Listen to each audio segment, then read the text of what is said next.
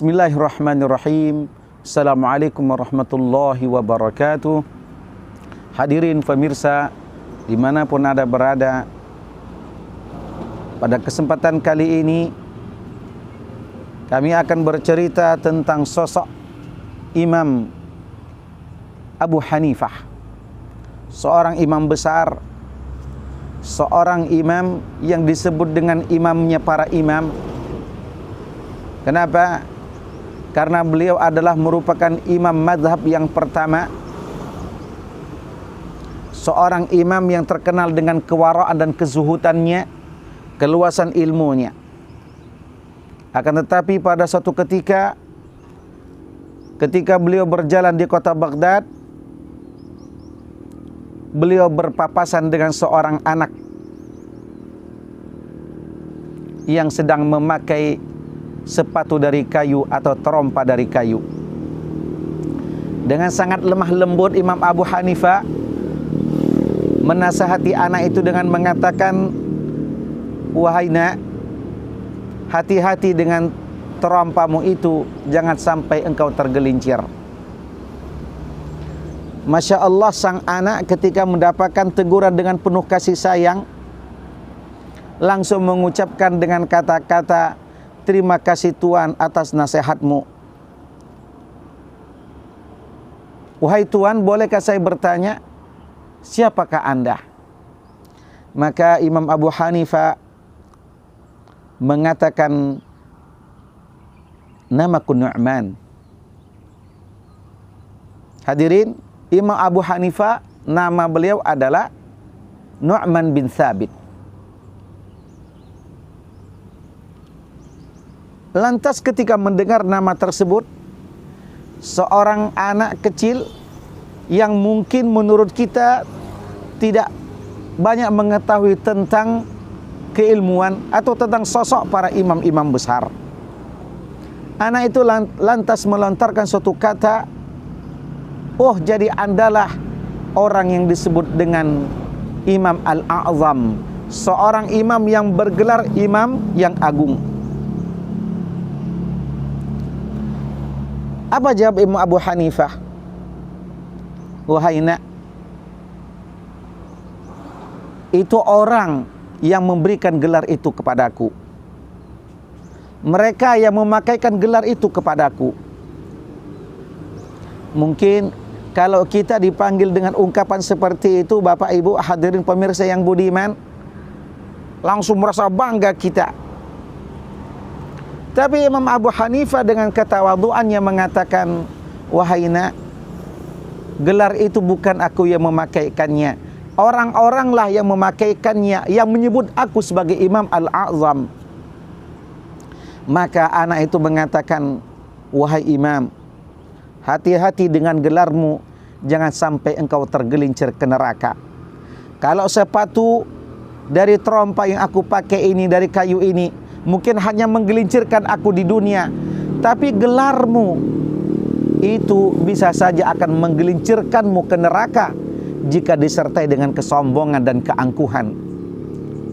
Subhanallah, Imam Abu Hanifah seorang imam yang besar, seorang imam mazhab yang terkenal. Murid-murid beliau sangat banyak, bahkan ada dua murid beliau yang sangat terkenal, Al-Qadhi Abu Yusuf dan Muhammad ibnu Hasan Asy-Syaibani. Semua ulama hormat kepada beliau. Dengan perasaan sangat sedih dan menangis, beliau tersungkur dengan nasihat apa yang diucapkan oleh anak tersebut. Subhanallah, inilah bentuk ketawaduan seorang Imam Abu Hanifah. Kalau kita mungkin Bapak Ibu melihat Allah Subhanahu wa taala cenderung mengacuhkan ketika ada orang yang berbicara di hadapan kita yang mungkin levelnya itu lebih rendah daripada kita.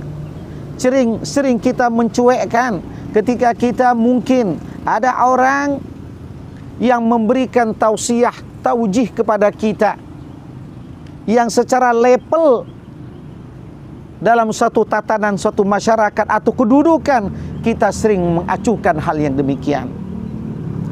Tidak dengan Imam Abu Hanifah. Beliau mendapatkan nasihat, satu ungkapan hikmah dari anak kecil. Apa kata beliau? Terima kasih nak nasihatmu.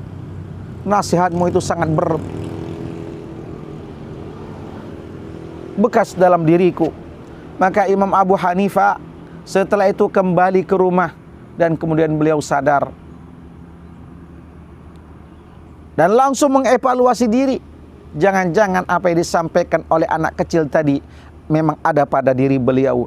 Maka beliau mengatakan setelah itu dengan mengungkap hadis Rasul sallallahu alaihi wasallam, la yadkhulul jannah man kana fi qalbi mithqala dzarratin minal kibar. Tidak akan masuk surga, kata beliau, seseorang yang di dalam hatinya ada sedikit kesombongan. Subhanallah. Maka hadirin yang dimuliakan Allah Subhanahu wa taala, hati-hati dengan gelar yang kita miliki. Terkadang orang ketika gelarnya tidak disebut marah. Bahkan ada yang mengatakan, sudah susah-susah saya mendapatkan gelar itu, kenapa Anda tidak memakaikannya, tidak menyebutnya kepadaku? Terkadang orang tersinggung dan marah kalau dia tidak disebut dengan panggilan Pak Haji, karena dia memang sudah berhaji. Terkadang orang tersinggung dan marah kalau kedudukannya yang saat itu sedang dia duduki tidak disebut di hadapan halayak ramai, mereka marah. Hati-hati. Bahkan terkadang orang marah ketika apa yang sedang ia alami dalam kehidupannya dengan pangkatan jabatan tidak disebutkan, ia marah. Hati-hati, ini adalah suatu kesombongan, dan inilah yang akan menggelincirkan manusia ke neraka. Na'udzubillah, summa na'udzubillah. Pelajaran yang terjadi, kisah antara Imam Abu Hanifah, seorang imam besar, imam mazhab yang disebut dengan mazhab Hanafi,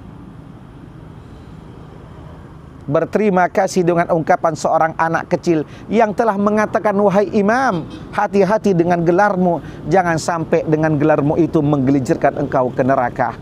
Mudah-mudahan pelajaran dari kisah ini menjadikan kita semakin sadar bahwasanya penyakit yang paling berbahaya itu adalah kesombongan. Bahkan penyakit hati yang pertama kali muncul itu adalah kesombongan. Iblis laknatullahi alaih terusir dari surga karena kesombongannya. Mudah-mudahan melalui Ramadan tahun ini ada pelajaran yang sangat berarti untuk melatih, memunculkan dalam kehidupan kita, pada diri kita, pribadi yang tawadhu, pribadi yang pandai menghargai orang lain. Wallahu a'lam bissawab. Assalamualaikum warahmatullahi wabarakatuh.